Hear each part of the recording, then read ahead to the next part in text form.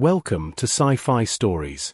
If you love stories of courage and mystery, make sure to subscribe and join our growing community. In the ashes of a dying battlefield, the sky burned red beneath two silent moons. The war between humans and the Scar Dominion had ended only hours earlier. Smoke still drifted across the shattered plains, curling around broken war machines and fallen soldiers. That was where I found her. At first, I thought she was dead. The alien warrior lay half buried in debris, her massive obsidian armor cracked open like shattered glass. Crimson energy pulsed faintly through the fractures, glowing like dying embers. Even wounded, she looked terrifying. A towering figure of muscle and steel. A legend whispered about across human colonies. Her name was Kaith, commander of the Scar Dominion. The same warrior who had led entire fleets against Earth. Her golden eyes snapped open the moment I stepped closer. For a second, I froze. Those eyes were sharp, calculating, ready to kill. "You came to finish me, human," she rasped through cracked lips. Her voice carried the weight of 1,000 battles. I knelt beside her carefully. "No," I said quietly. "I came to help." For a moment, she stared at me as if I had spoken a language she had never heard before. Then she laughed. It was dry, bitter. "Help your enemy," she said. "You humans are fools." I shrugged slightly and opened my medkit. "Maybe," I replied. "But I'm a fool with bandages." Her breathing slowed as I sealed the wound in her shoulder. The battlefield around us was silent now. No soldiers. No ships. Just wind sweeping across broken metal. I couldn't leave her there. So I carried her. It took hours to reach an old bunker buried in the mountain ridge. A forgotten outpost from the early days of the war. That's where we stayed. Just the two of us. Enemy and enemy. Days passed slowly. She rarely spoke.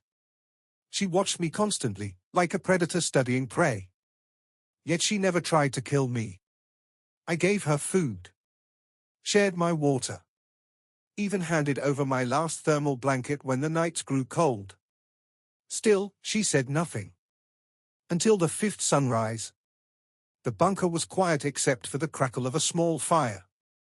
"You stare at me," she suddenly said. Her golden eyes glowed softly in the dim light. I blinked. "Do I?" She nodded slowly. "Like I am something precious." I looked at her.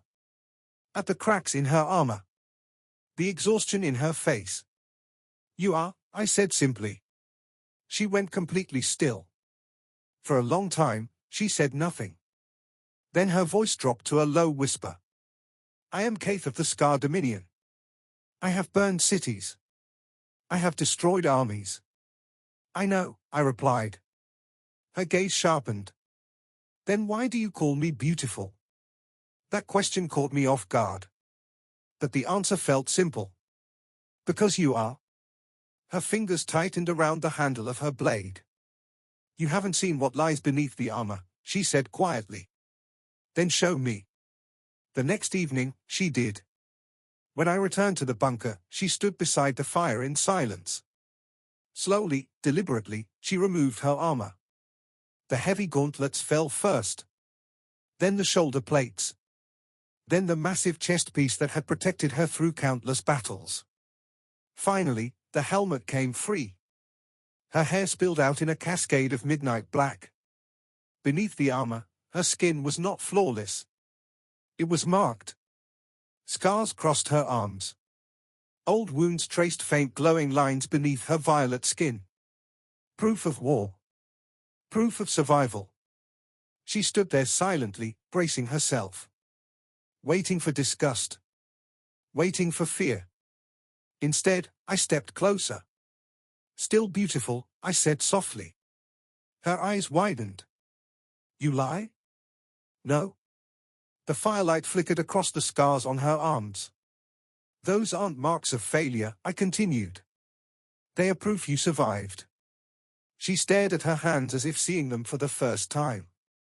"For my people," she whispered, "beauty is only strength." Maybe they're wrong, I said. For a long moment, neither of us moved. Then slowly, carefully, she reached out. Not like a warrior. Not like a conqueror. But like someone discovering something fragile for the first time. Her fingers brushed against my cheek. And for the first time since the war began, the galaxy felt quiet.